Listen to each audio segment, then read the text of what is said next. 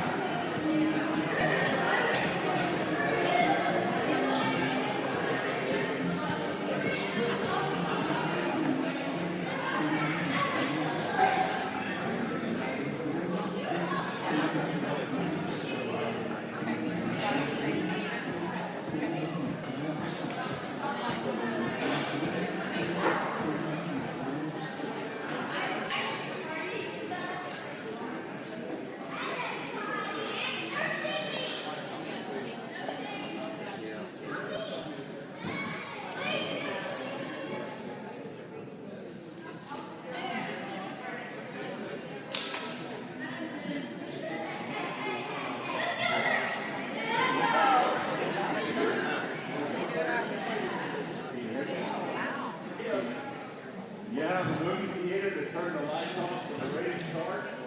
The lights go down, we're ready to start.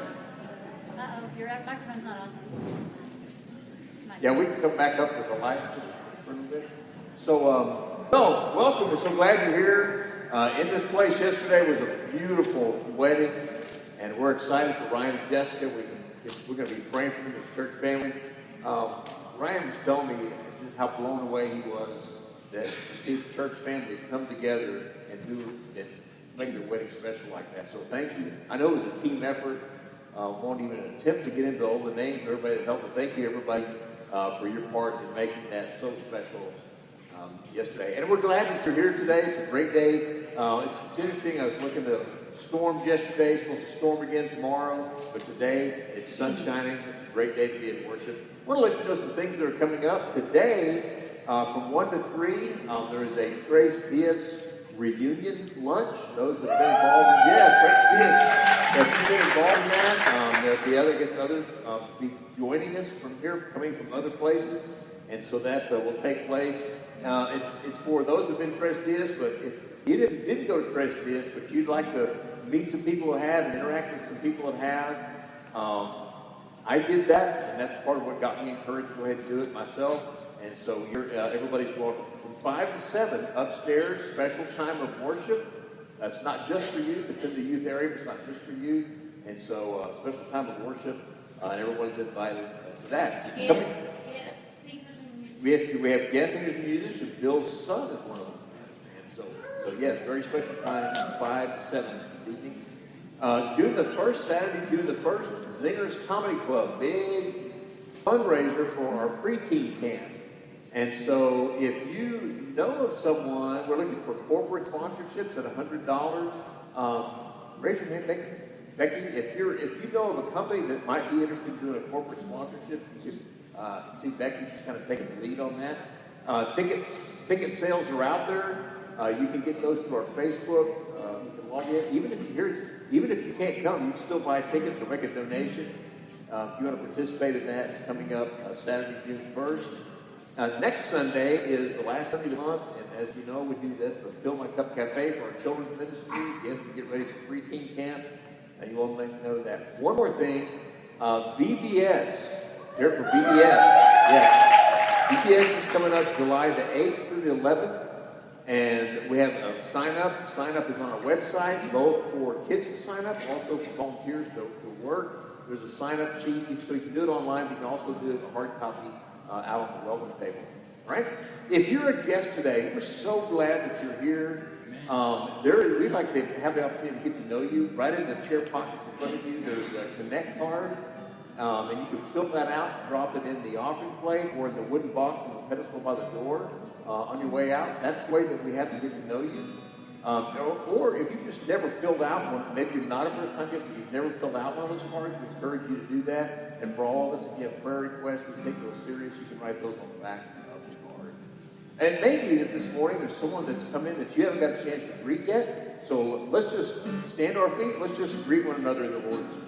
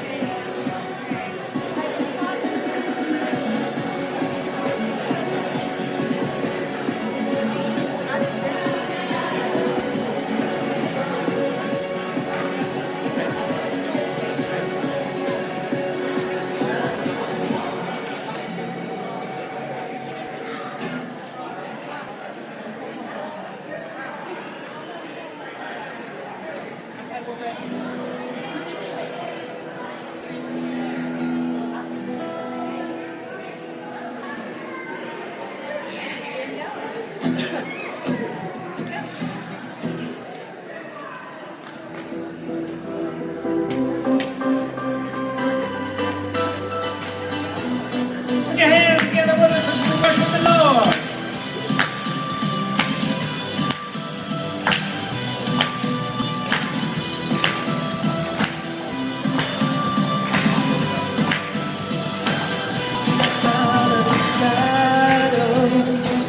Step out of the way.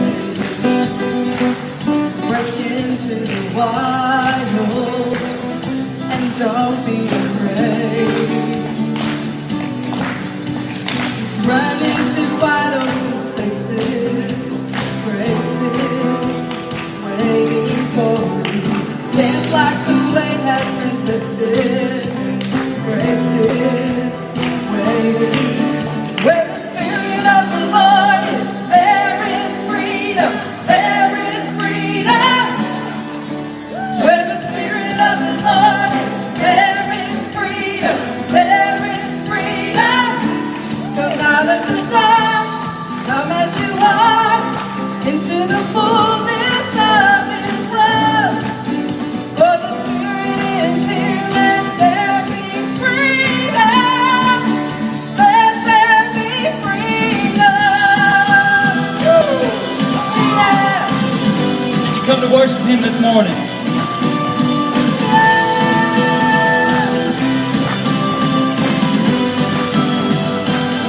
Bring all of your burdens, bring all of your scars.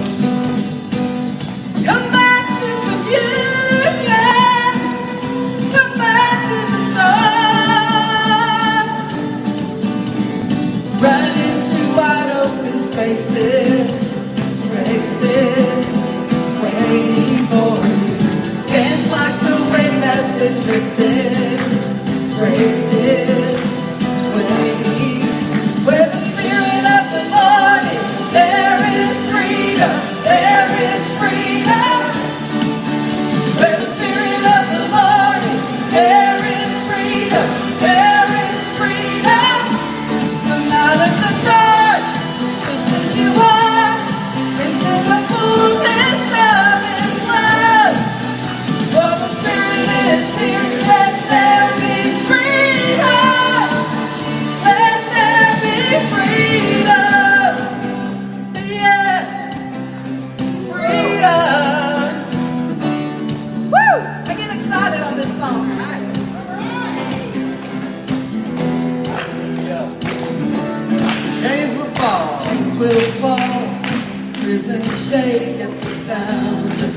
Jesus' name. Lives made whole, hearts awake at the sound of Jesus' name. Chains will fall, prison shake at the sound of Jesus' name. Lives made whole, hearts awake at the sound of Jesus' name. Yeah! Woo! Woo!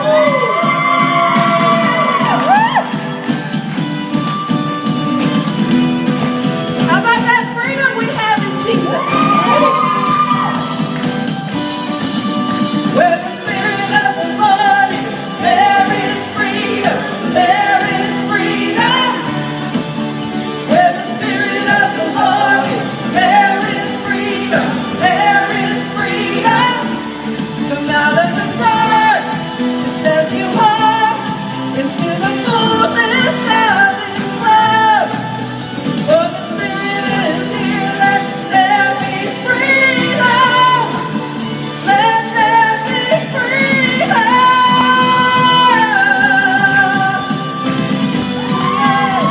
Let there be freedom.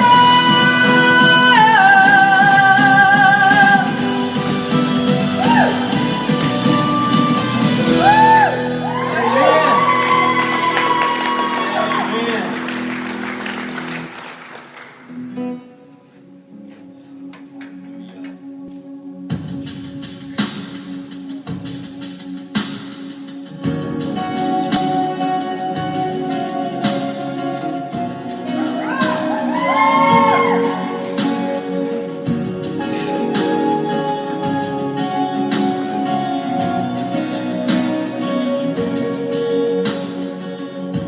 Before I spoke a word, you were singing over me. You have been so, so good to me. Before I took a breath, you breathed your life in me. You have been so, so kind to me. Oh, the overwhelming, never-ending, reckless love of God. Oh, it chases me down, fights till I'm found, leaves a 99. I couldn't earn it, and I don't deserve it. Still, you give yourself away. Oh, the overwhelming, never-ending, reckless love of God. Yeah, yeah.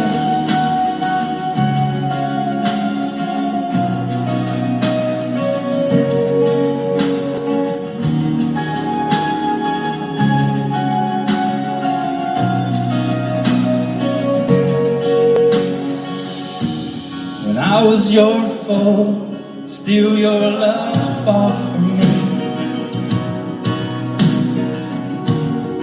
You have been so, so good to me. When I felt no worth, you paid it all for me. You have been so, so kind to me. Oh, the overwhelming, never-ending, reckless love of God. Oh, it chases me down, fights till I'm found, leaves a 99. I couldn't earn it, and I don't deserve it. Still, you give yourself away. Oh, the overwhelming, never-ending, reckless love of God.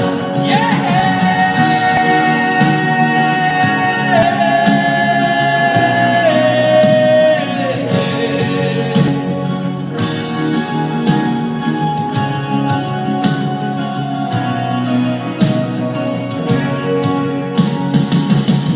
There's no shadow you won't light up, mountain you won't climb up.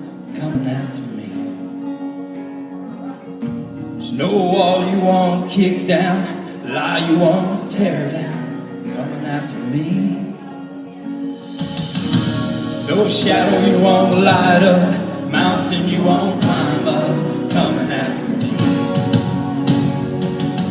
There's no wall you won't kick down, lie you won't tear down, coming after me. No shadow you won't light up, mountain you won't climb up, coming after me. No wall you won't kick down, lie you won't tear down, coming after me. No shadow you won't light up, mountain you won't climb up, coming after me. No wall you won't kick down, lie you won't tear down, coming after me. Oh, the overwhelming, never-ending, reckless love of God. Oh, it chases me down, fights till I'm found, leaves the 99. I couldn't earn it, and I don't deserve it, still you give yourself away. Oh, the overwhelming, never-ending, reckless love of God. Yeah.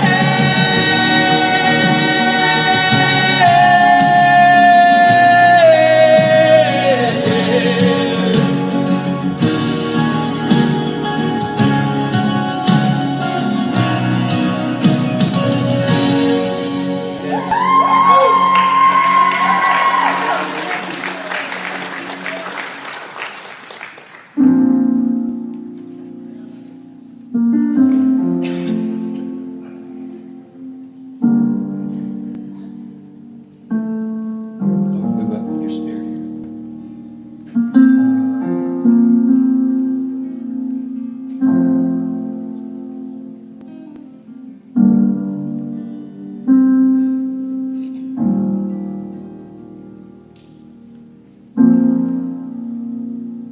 The more I seek you, the more I find you. The more I find you, the more I love you. I wanna sit at your feet, drink from the cup in your hand, lay back against you and breathe, feel your heartbeat. This love is so deep, it's more than I can stand. I melt in your peace, it's overwhelming.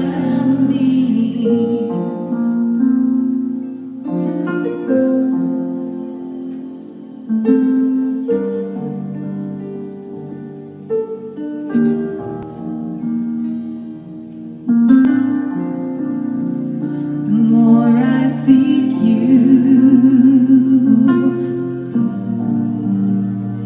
the more I find you.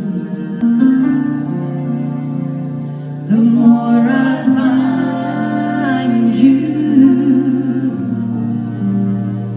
the more I love you. I wanna sit at your feet, drink from the cup in your hand, lay back against you and breathe, feel your heartbeat. This love is so deep, it's more than I can stand. I melt in your peace, it's overwhelming.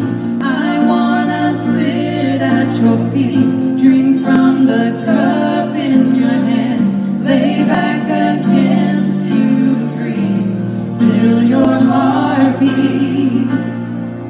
This love is so deep, it's more than I can stand. I melt in your peace, it's overwhelming.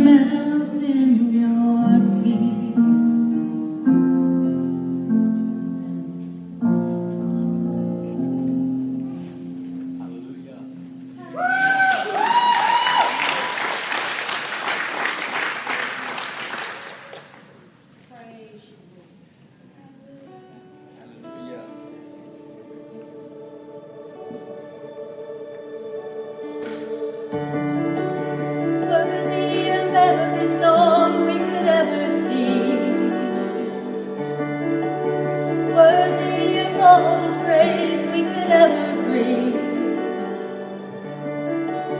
worthy of every breath we could ever breathe, and we live for you.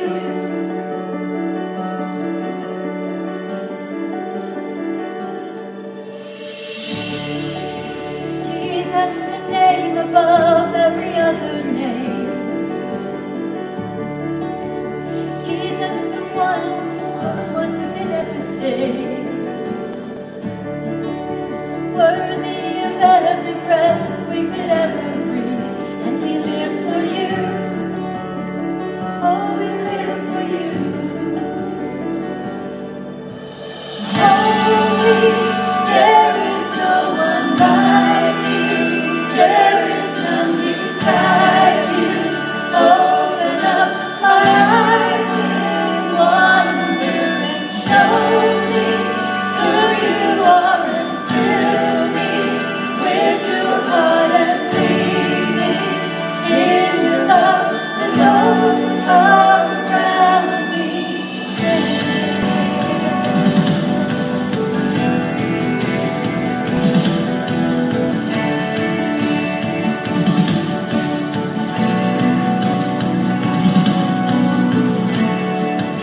Jesus, the name above every other name. Jesus, the only one who could ever save. Worthy of every breath we could ever breathe, and we live for you. Oh, we live for you.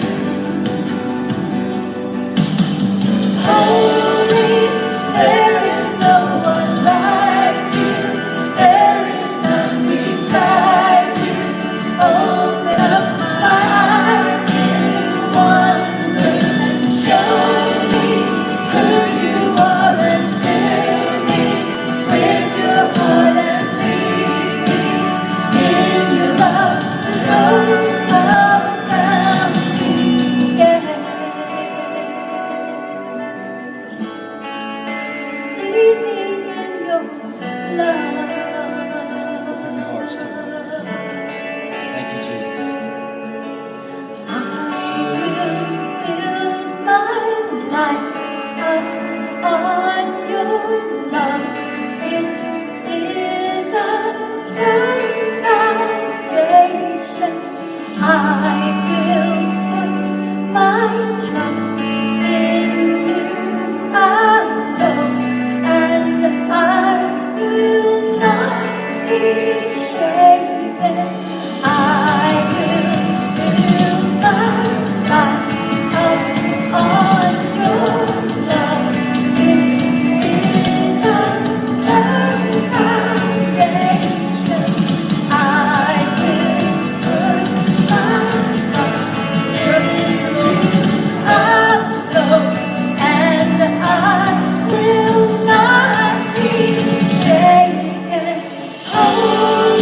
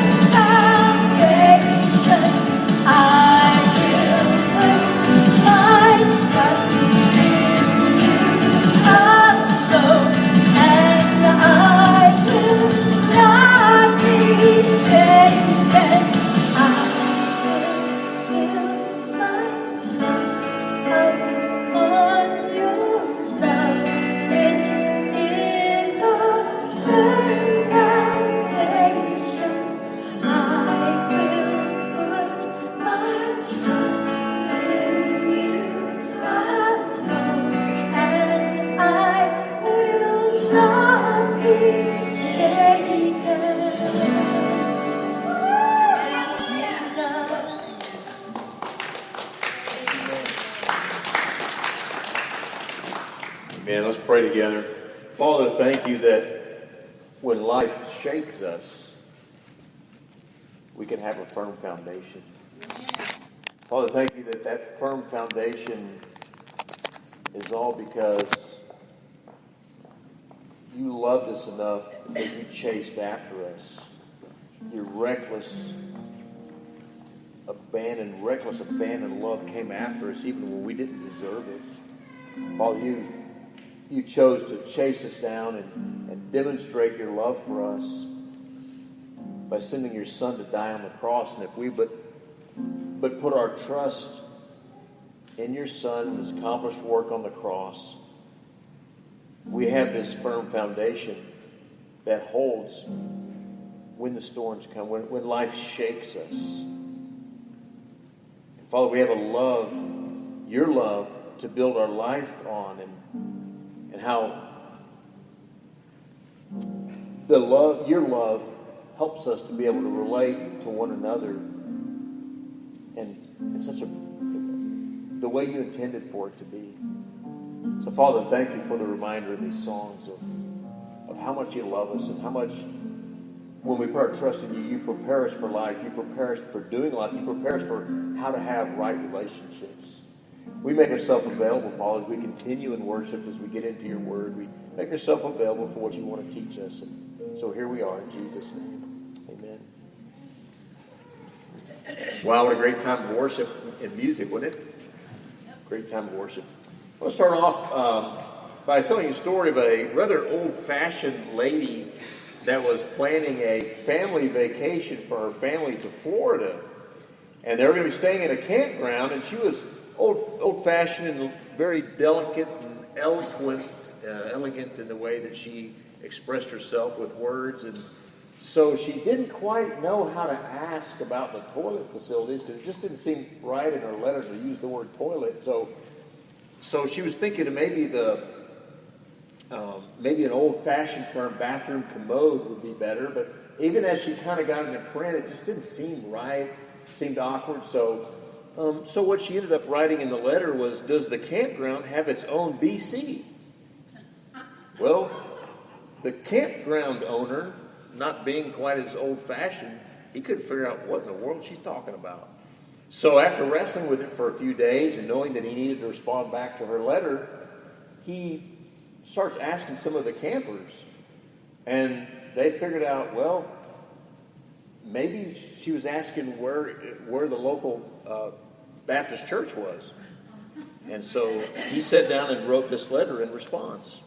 Dear Madam, I regret very much the delay in answering your letter, but I now take pleasure in informing you that the BC is located 9 miles north of the campsite and is capable of seating 250 people at a time. I admit it's quite a distance away if you are in the habit of going regularly, but no doubt you will be pleased to know that a great number of people take their lunches and make a day of it. They usually arrive early and stay late. Last time my wife and I went was 6 years ago.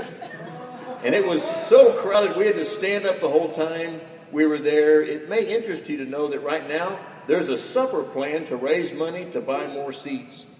They plan to hold the supper in the middle of the BC so everyone can watch and talk about the great event. I would like to say it pains me very much not to be able to go more regularly, but it is sure not for lack of desire on my part. As we grow old, it seems to be more and more of an effort, particularly in cold weather. If you decide to come to the campground, maybe I could go with you the first time and sit with you and introduce you to all the folks. It's really a friendly community here. Well, so clearly, at best, communication is difficult. How many of you would agree? Communication, at best, is difficult. We're continuing in a series, Jesus on Relationships. And as we talked about Sunday before last, we talked about when we say Jesus on relationship, we talked about anytime you have a question, how do we relate to one another? The go-to question is, how did God relate to us? And we can always learn how to treat each other by asking the question, how does God treat us? So today, our topic is strengthening communication. How many of you could use some of this? Strengthening communication. We're going to look at a familiar story, and so if you have your notes, you can kind of follow along. But we're going to begin it's in John chapter 11. We're going to begin reading in verse 17. John 11, beginning in verse 17. When Jesus arrived at Bethany, he was told that Lazarus had already been in his grave for 4 days. Bethany was only a few miles down from the road from Jerusalem, and many of the people had come to console Martha and Mary in their loss. When Martha got word that Jesus was coming, she went to meet him, but Mary stayed in the house. Martha said to Jesus, "Lord, if you'd only been here, my brother would not have died. But even now, I know that God will give you whatever you ask." Jesus told her, your brother will rise again." "Yes," Martha said, he will rise when everyone else rises at the last day." Jesus told her, "I'm the resurrection and the life. Anyone who believes in me will live even after dying. Everyone who lives in me and believes in me will never, ever die." "Do you believe this, Martha?" "Yes, Lord," she told him. "I have always believed you are the Messiah, the Son of God, the one who has come into the world from God." So, in this story, Mary, Martha, and Lazarus are good friends of Jesus. And the first phrase of the passage in verse 17 is key. It says, when Jesus arrived at Bethany, he was told that Lazarus had already been in his grave for 4 days. We're going to look at some words that can help with just some keys to communication. The first one we see in this part of the passage is trust. Trust. So, it starts off saying, when Jesus arrived in Bethany, he was told that Lazarus had already been in the grave for 4 days. That Jesus didn't come immediately because they were friends, they didn't understand, why didn't Jesus come when he first found out? Why did he delay? And so Martha expresses her anguish in verse 21 when she says, "Lord, if you had only been here, my brother would not have died." But notice that she comes back in verse 22 and she expresses her trust. "But even now, I know that God will give you whatever you ask." And then Jesus follows up with this question. "Everyone who lives in me and believes in me will never ever die. Do you believe this, Martha?" Jesus was asking Martha what? What was he asking her to do? To trust him. To trust him. There's a powerful connection. When we talk about communication, one of the first and foremost things is trust. There's an intimate connection, a powerful connection between trust and communication. And I'll tell you this, without communication, trust can't develop. Would you agree with that? Right. Without communication, trust cannot develop. Communication gives us the information that we need in order to develop trust. Years ago, when I was a youth and college pastor, we took a group of students to Lone Tree Bible Camp, and they did all kinds of outdoor stuff. Ride horses, rappel off the towers, and so forth. Well, we got all the kids together, and in front of this 30-foot tower, and they got all the elements that they were going to use for rappelling. And they said, okay, so the instructor gets out, and he gets this rope, and he pulls out the rope, and he starts talking what the rope was made out of, explaining it. It's made of nylon. It's got cotton on the outside, it's nylon, and what it's tested at, how much weight it will hold. And then he starts describing the carabiner that the rope is going to go through, and how strong it is, and how much weight it's tested for. And when you combine the two, how much weight it's going to hold, which is way more than any person would be on the rope system.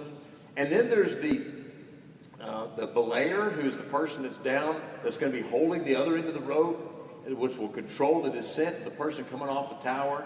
And so after explaining all this thing, I'll never forget, he gets the first student up on the tower and gets her all secured in the ropes and with the carabiner and the belay, on belay, and the belayer's down there. We're good. And so I'll never forget, 30 feet in the air, up on the tower, the instructor lowers the first young lady off the tower, and her eyes were like big as saucers. And she's off the tower, totally suspended. And I'll never forget, he just smiled at her, and he thumped the rope, boing, boing, and he goes, do you understand trust anymore now? How was she able to have enough trust for the first time to go off that tower? How was she able to have that much trust? Because she had the information, she was given the facts. And because she had those facts, that gave her the confidence to put her trust. Trust and communication are inseparable. You have to have them. Paul said to the church at Rome in Romans 10:17, faith comes from hearing, and hearing from the word of Christ. How do we develop our trust in Christ? How is our trust in Christ, how is our trust in God developed? How is it developed? According to this verse. From hearing his word. So we build our trust, our faith in God by hearing his word. That same principle applies in our relationship with each other. How do we build trust with each other? We communicate. We communicate. When we stop communicating, we stop trusting. Okay? What really complicates things is the reality that when we stop trusting, we stop communicating. Right. Do you see how it works? And this is a huge challenge. So the question is, if trust is so key in communication, what do we do when the trust is breached? What do we do in a relationship, whether it's a marriage relationship or a friendship relationship or a relationship with a neighbor or work associate or someone in the church? What do we do when that trust is broken? Well, there's a monkey on both parties' part. The person who broke the trust has to accept the fact that they've got to rebuild that trust. Right. That trust has to be rebuilt. And the person that's been betrayed or the person that's lost trust, the monkey that's on them, is they're going to have to find a way to begin to trust again. And that's not easy. But this first key is so huge. Trust is so key in communication. And we learned this. And again, how do we relate to one another? How does our communication get strengthened? The model is with us and God. It happens. The trust happens. The trust is key in communication. The second thing that we'll look at, we're going to go back at verse, John 11, back at verse 26. Jesus said, everyone who lives in me and believes in me will never die. Do you believe this, Martha? One of the keys that Jesus, we talked about this in our men's group on Wednesday. One of the key things that Jesus did to build relationships is he asked questions. Ask questions. And Jesus is a master of asking questions. You don't have to read far in the Gospels and you see Jesus asking questions. And there's tons of examples, but here's just a sampling. Okay, in John 5:6, the sick man been laying ill for 38 years by the pool. Jesus saw him lying there and knew that he had already been a long time in that condition. And he said to him, do you wish to get well? Did that seem like a strange question? This guy's been laying lame for 38 years, and Jesus asked him, do you want to get well? Do you see the power of a question? We're going to come back to that, but that's an example. Another example is, you remember when the disciples are out on the Sea of Galilee and the storm hits? And there's all the craziness, and Jesus had been walking with them, and he comes in, and this is Matthew 8:26. Jesus said to him, why are you afraid, you men of little faith? Then he got up and rebuked the wind and the sea, and it became perfectly calm. Jesus asked a question, and the question draws them together. And another one is to the disciples when Jesus is teaching, and people begin to leave Jesus. And Jesus said this in John 6. As a result of this, many of his disciples withdrew and were not walking with him anymore. So Jesus said to the 12, you do not want to go away also, do you?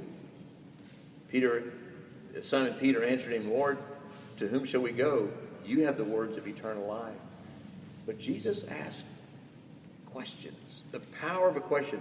So just for unpack a minute to get us really think about this. What's the value of a question?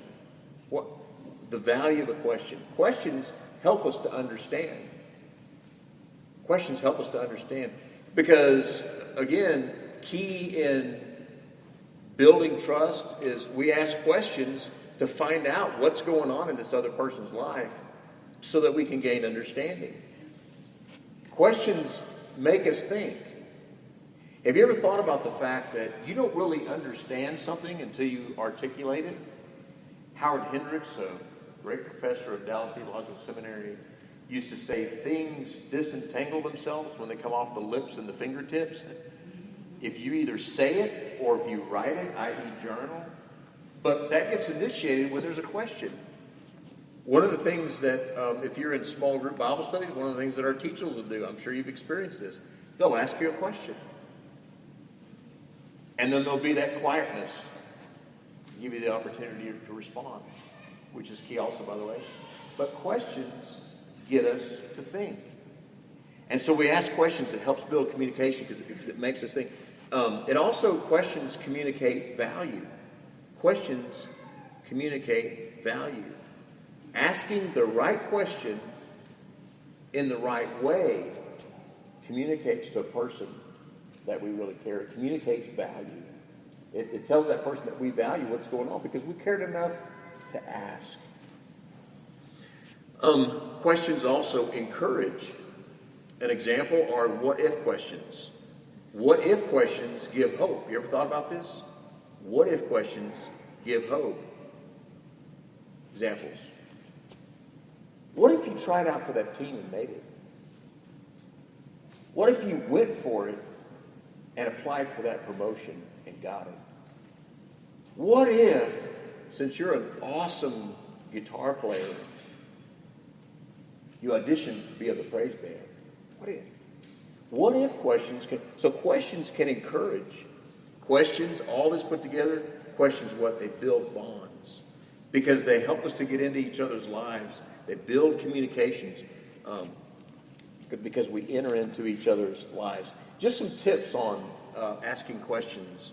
And again, I want to say that I don't present this. These are things that I'm a work in progress. We're all working. How many of you are work in progress?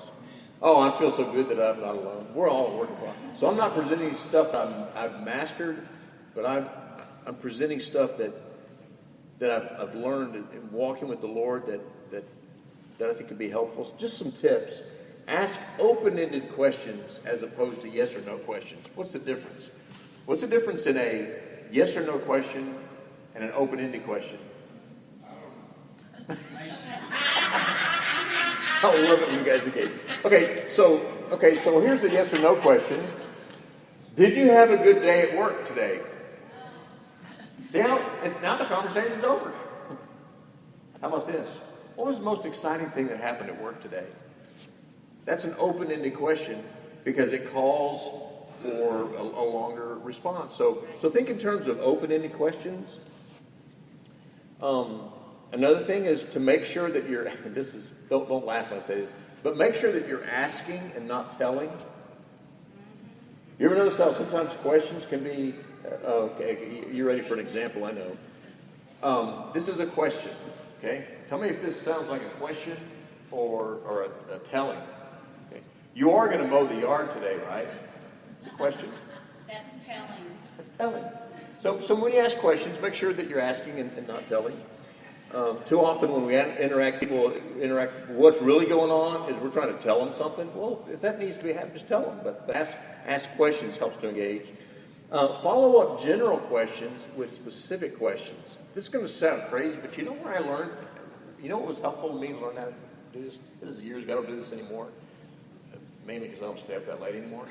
But I used to listen to late night talk shows, hosts.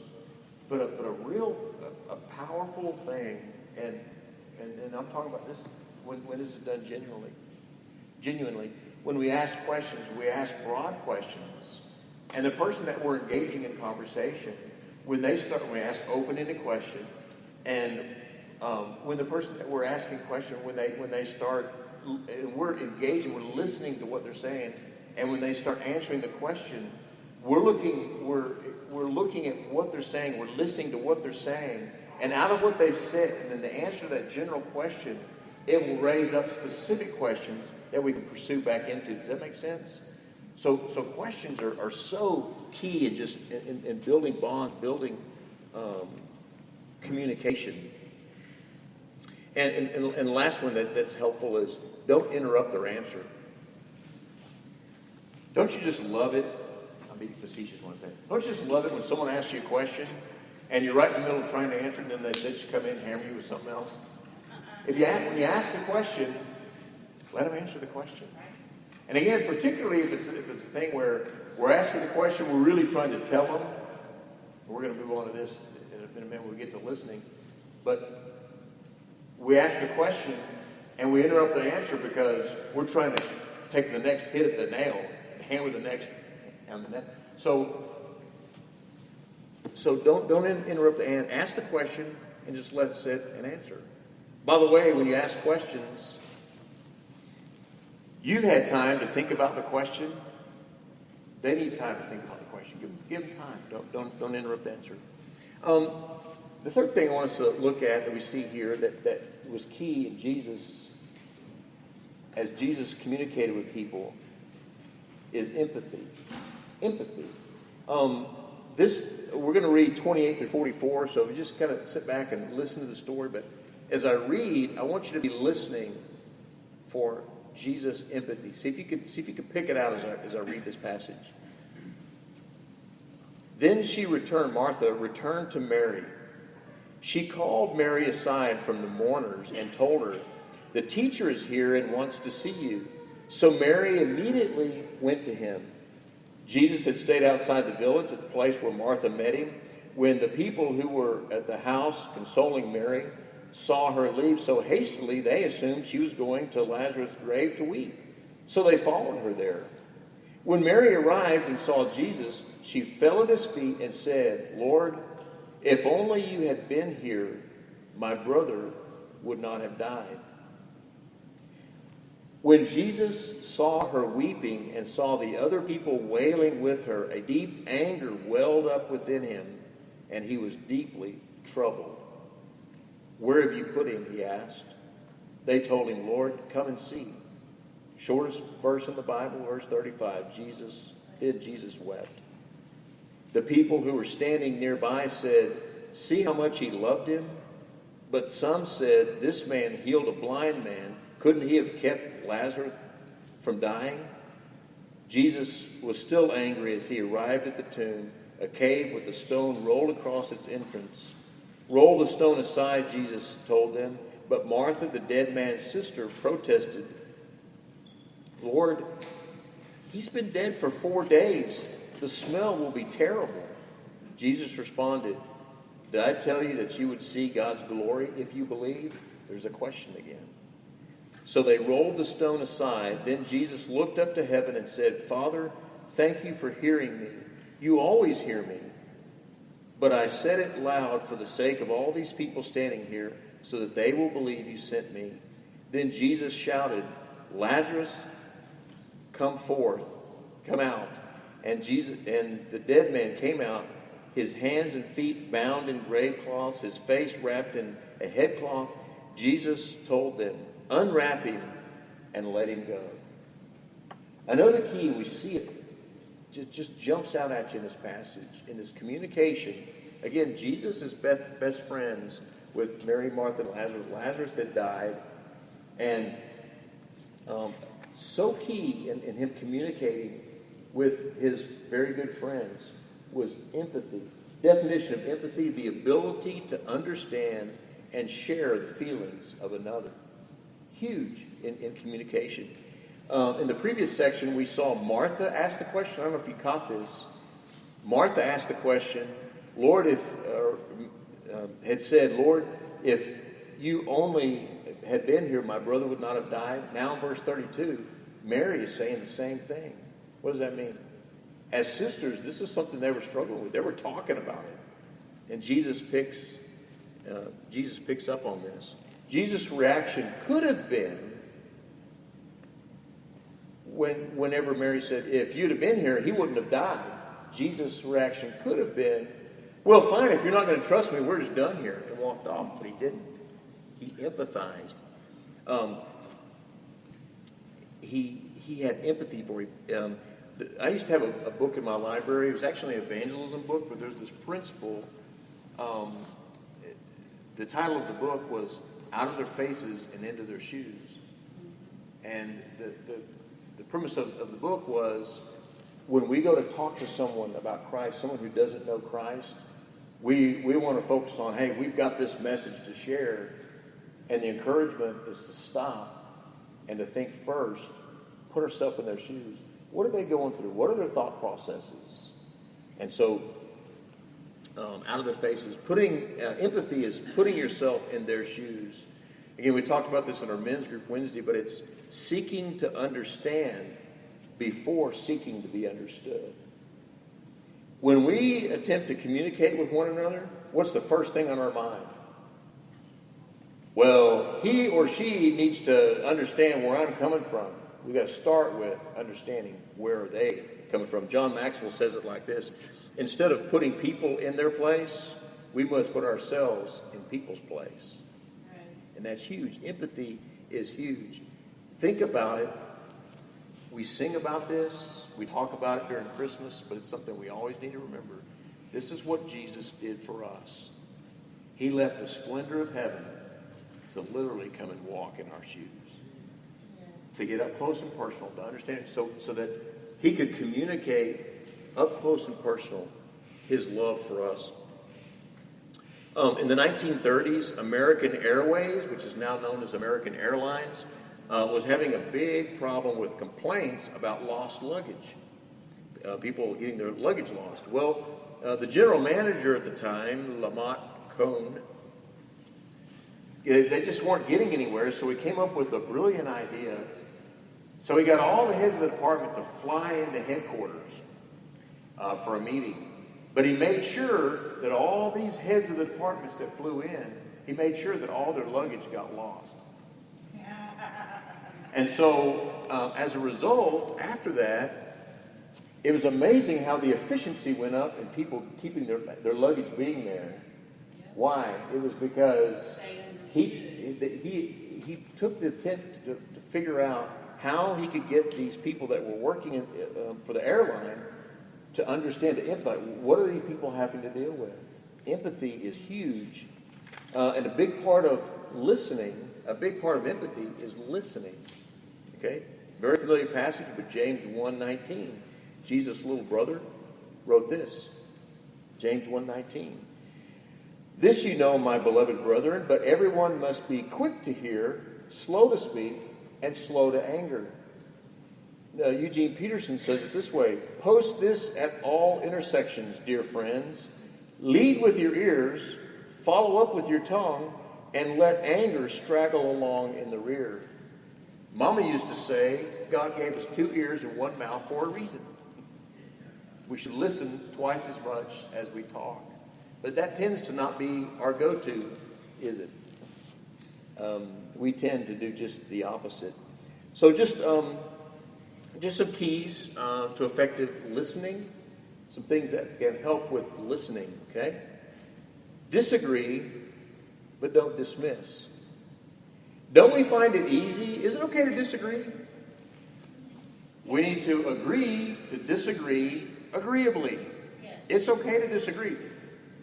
But what tends to be our go-to thing is when we disagree, well, fine, I'm just done with it. When we disagree, we just want to dismiss. Don't dismiss. We need to disagree, and as hard as it is, we need to press in. When we stop listening because we disagree, we lose. Okay, we need to press in and listen. The second thing, it ties into what we said something earlier, but listen to understand, not to form a rebuttal. Does that connect with you? Yes. Listen to understand, not to form a rebuttal. Again, it's frustrating when you're talking to someone and you can see the wheels churning and they're not really grasping what you're saying. You can see they're already formulating the next attack. Okay? it's so easy to attack each other rather than the problem. And these are all principles that as we talk that help us to keep the attack on the problem and not the person. So what we said before is, as we're listening, we ask questions. When we listen, we should listen to understand. And when we understand, one of the ways, by the way, that we communicate that we understand is that we ask questions out of that question. And the dialogue goes deeper rather than us going apart. And finally, and this one's very hard, but it's listen without being defensive. How many of you, by a show of hands, love to be told that you've got something you need to change? Okay? So, now this is something we should work. But the average bear, I'm just saying this to help us all here. The average bear, we struggle in the communication when we hear something that it doesn't take long for the light to come on. We realize, oh, I'm going to have to stop doing that, or I'm going to have to change. And we bristle, don't we? It's just, it's natural. But the way we grow is that we listen. There's things that we need to change. There's things that we need to work on. There's things that we've done wrong that we need to own up to. And so we need to listen without being defensive. Jesus on relationships. What do we learn from Jesus about how to strengthen communication? These three things: trust, ask questions, and empathize. As we have a time of response, just a couple of things, questions for us to consider. Maybe you've been in Bible study, kind of like the young lady hanging off the tower. You've heard all about God and His love. So you've heard the truth, but you've never put your trust in Him. Have you ever, the number one question I always ask each week is, have you ever put your trust in Christ? Lord, here's my life. I put my trust in you. I understand that my sin separates me from you, but I understand that you sent Jesus to die on the cross for my sin. So, Father, thank you for communicating that to me clearly, compellingly. And Father, I put my trust. Have you ever put your trust in Him? If you've never done that, that would be awesome. That would be an awesome thing to do today.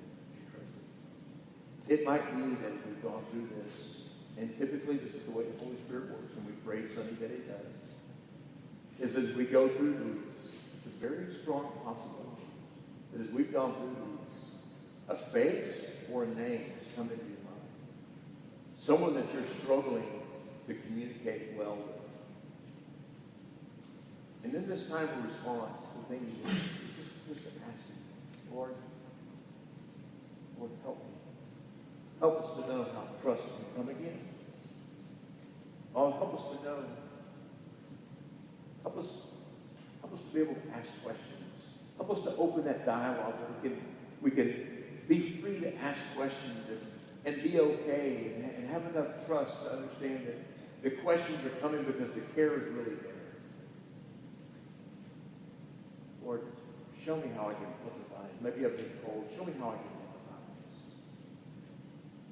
As we prepare for this time of worship through response, let's pray again. Father, thank you that you love us. Thank you that you've helped us to see through your word, and just through the way that you relate to us. Communication. If we're going to have right relationships, well, for starters, if we're going to have a right relationship with you, we've got to put our trust in you. That's where it all starts. And Father, thank you for the reminder that if we're going to have right relationships with each other, we've got to strengthen our ability. And again, Father, thank you for the reminder in the song saying, you never gave up on communicating. You kept pursuing us. Father, in our relationship, that one of those or those in this room right now that maybe nobody knows about it but you. Father, I pray that you give the courage, the resolve to step out. And maybe in these moments, or as a response to these moments,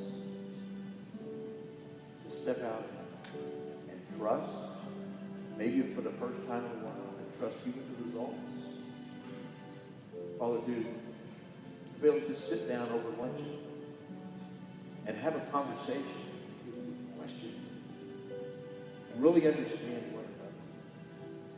Father, however you would want to move, however you want to speak in this time, we make ourselves available to you in this time to respond. In Jesus' name. Let's all stand. This is my desire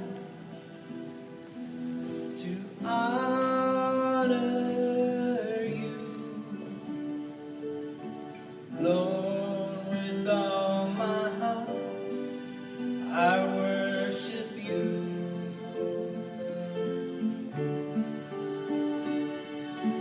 All that is within me,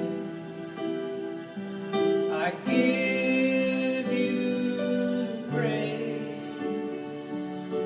All that I adore is in you.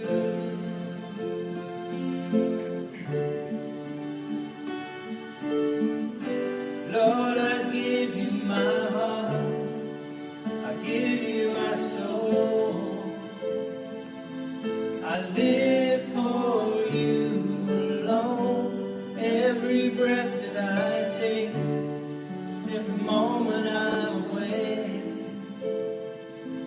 Lord, have your way in me.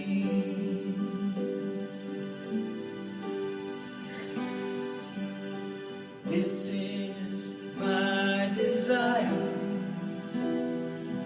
to honor you,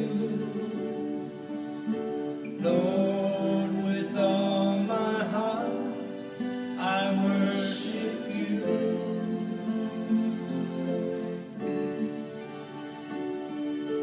All that is within me, I give you praise. All that I adore is in you.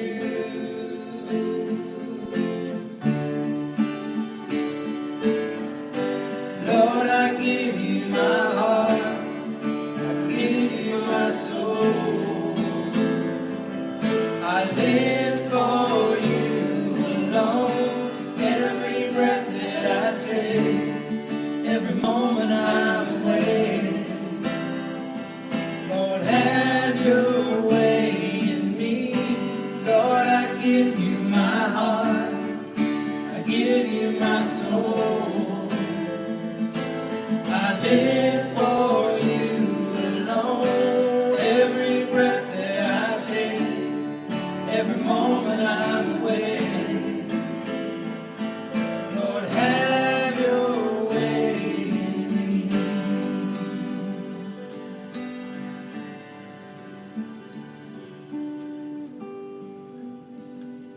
Amen. You may be seated. We're going to continue to worship through the giving our tithes and offerings of our ushers come forward.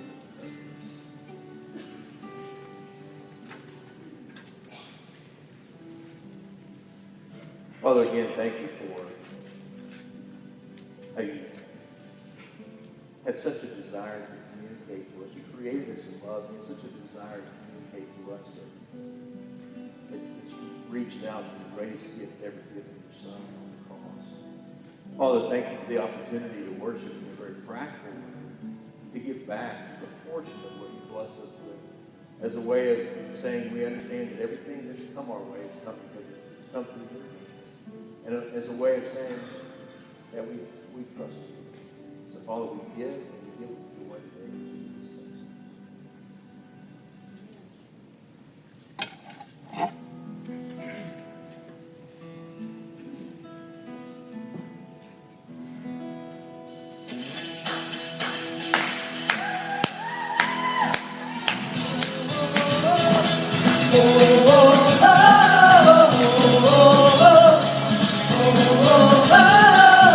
Everybody has time, hands empty.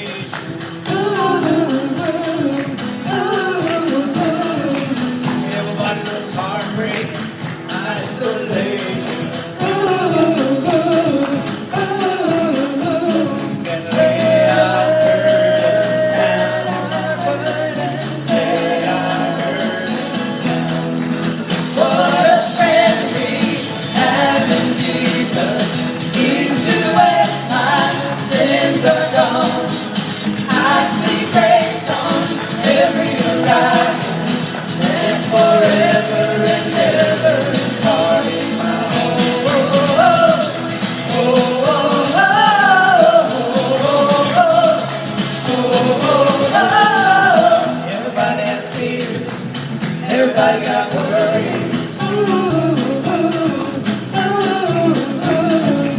Everybody knows sorrow, devastation.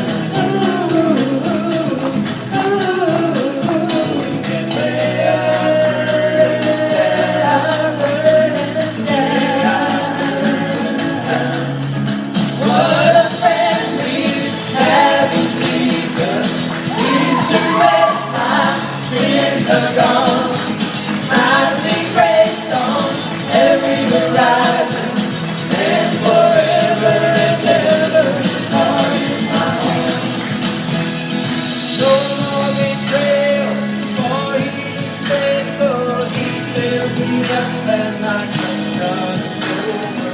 No more betrayal, for He is faithful. How He has done it over and over. No more betrayal, for He is faithful. He fills me up and my cup runs over. No more betrayal, for He is faithful. How He has done it over and over, over and over. What a friend we have in Jesus. East to west, my sins are gone. I see grace on every horizon, and forever and ever His heart is mine. What a friend we have in Jesus. East to west, my sins are gone. I see grace on every horizon, and forever and ever His heart is my home. Forever and ever His heart is my home. Amen. You guys be seated for just a moment. You guys can come up with the outline. I'd like to invite Ricky and Bridget to come down.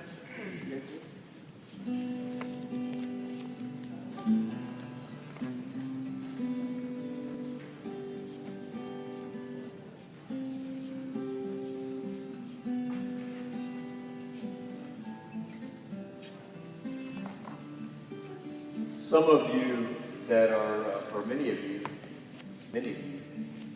that are close to Ricky and Bridget, they have shared with you that God is leading them to make a transition, leading them to a new place. They actually don't know where that is yet. They're trusting the Lord for that place. And they've been serving here for 5 years.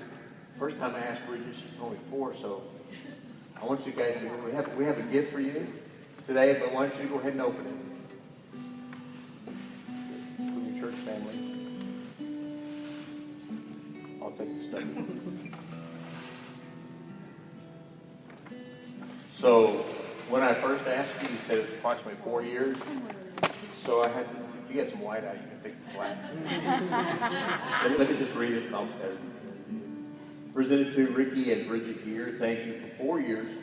If you have some white out, you can change the fine. Of faithful service in our media ministry, First Baptist Church Area. Today is May 19, 2019. We want to say that we love you. We appreciate your ministry. And I don't know if you want to share, or if you're able to share. God has been doing. Oh, there's cake. Not done without cake. Basically, we're not completely leaving. We just won't be here on Sunday mornings. For now, our kids will still be coming to youth. We'll still be bringing them to youth. Just Sunday mornings, we will be looking at other churches. Hopefully, this is more of a time for us to go learn and get fed from some other churches, learn some things, maybe how we can come back here and help this church do better. I don't know what the Lord's leading us to, but probably something like that. But as far as special events and stuff like that, we'll still be around for things like that. And then the people, whoever's planning on taking over sound for the whole time, obviously that's going to be more than just one group of people. Hopefully, don't want them to be like where we had to be here every week. But we're willing to help them out, train them. We're willing to come back in if they need any help with anything. Our phone numbers are up there. So we'll be here to help train and all that stuff. So Thank you. So I really appreciate Ricky and Bridget's heart as they share with me. I appreciate them sharing with me, and they're making this leave. They're working to get things transferred over, and I've already got some people who have stepped up, saying, "Hey, they'll help fill in different spots." But we'd like to, as we close, we'd like to pray over you. So if you guys will stand here, we just like to have our church family get around them, and this is the way that we'll dismiss. By the way, I'll say this, because afterwards everybody kind of goes a different way. We have cake. Would you guys like to share the cake with everybody? Yes. Okay. So there's cake over here, and I guess yes, the kids. Michael.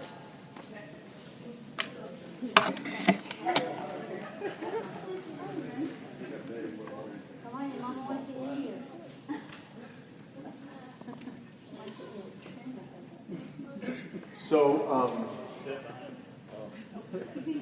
So everybody can pray in their heart. Can I have 3 volunteers? Who are 3 volunteers that would like to verbalize prayer? 3? Okay, Danny, Lily, and Bill. Okay, we'll do it in that order. Danny, Lily, and then Bill, if you'll. Father, we just thank you for today. We thank you for just a great service this morning. And right now, Father, we just want to come to you and thank you for just the ministry of Ricky and Bridget in this church. Father, thank you for the years of service. And Father, just the growth that they've had in their lives and just the life of their kids. Father, we just want to pray for them, God, that as they go forward and as they go and seek what it is, your will for their lives, God, we just pray that you continue to minister to them, Father. They continue to grow and just knowledge and worship of you, God, that their lives just continue to be transformed. God, as they come to know you more, God, they be a light in the darkness. Father, just through the life that they live, people would come to know you and ask more about you. So, Father, we just ask for that in Jesus' name.